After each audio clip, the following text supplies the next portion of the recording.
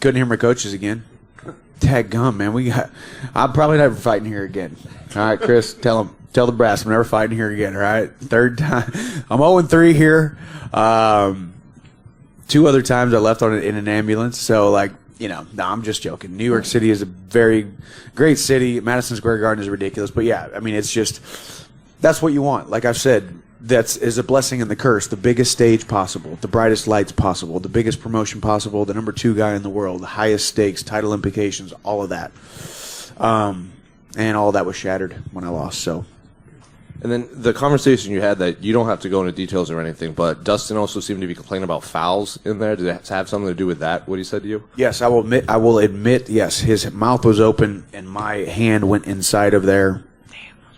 I mean, you're getting pushed up against the cage. I mean, it's just and then there was I think that was and then the other thing was when Dan Murgulata was saying I was hitting him in the back of the head. I don't know, I'll have to go back and watch it, to be honest with you, but I know I was catching his ear, or at least in my mind I was catching his ear, so we had that kind of conversation. So y'all know I ain't a cheater. I love this game. I don't cheat. When you were on top, the camera kind of panned in. It looked like you blew your nose on him with all the blood. Is that what happened? I gotta rocket up my nose right now, trying to keep it stopping from bleeding. I mean, it was, if I wanted to breathe, that blood needed to come out. So I mean, it wasn't a malicious weird thing, but it was definitely like, hey man, sorry you're down there, but I didn't create gravity. I did. Thank you. Thank you. Exactly. Mike, just one quick one. You said there's still one guy on your mind. Is it safe to assume that's Conor McGregor? Of course, man. I mean, I think at this point, he comes back and he looks at the suitors. I don't think I'm the easiest fight that he could take, but I do think I'm the biggest fight that he could take. I think Conor McGregor stepping back in the octagon does big numbers no matter what, but he and I step inside the octagon, we do staggering numbers. I do think that. And I respect him. We'll love to see him come back. Maybe I'm the guy that comes back and fights.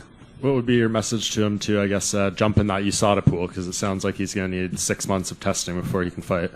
Yeah, get on it, man. We all know that fighting is his first love.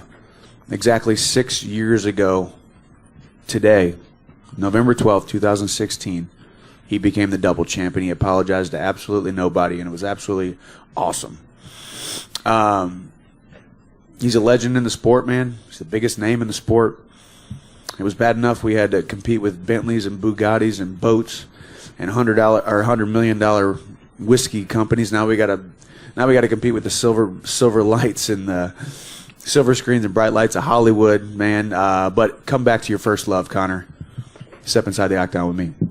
Michael, to your right. Can I toss another name out to you? Sure. You had an unbelievable rivalry with Eddie Alvarez. He's a free agent. Any chance you talk to the brass, bring him back, and finish that up? That's not a bad idea either. I mean, Eddie's, when you talk about, obviously Frankie Edgar today, I just love the dude, just amazing pioneer of the sport. Eddie, the same thing. Eddie and I have got some history. Eddie and I have made some magic in there.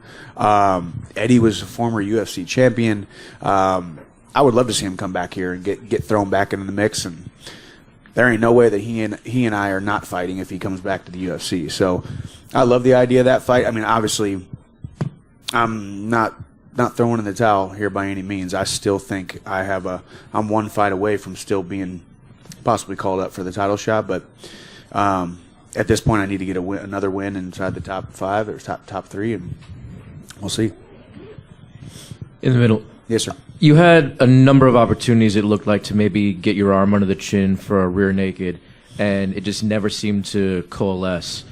Strategically, maybe you need to look at the video, but was there something that you weren't able to do that you're like, God damn, I wish I was able to get such and such? Like, walk us through it. Yeah, no, that's actually really horrible to hear, because I think, I trained a lot of rear naked chokes there. I think it was the positioning, and blood was everywhere. Goodness gracious, it's so hard to it's so hard to actually tell you how slippery it is when blood and sweat mix on skin.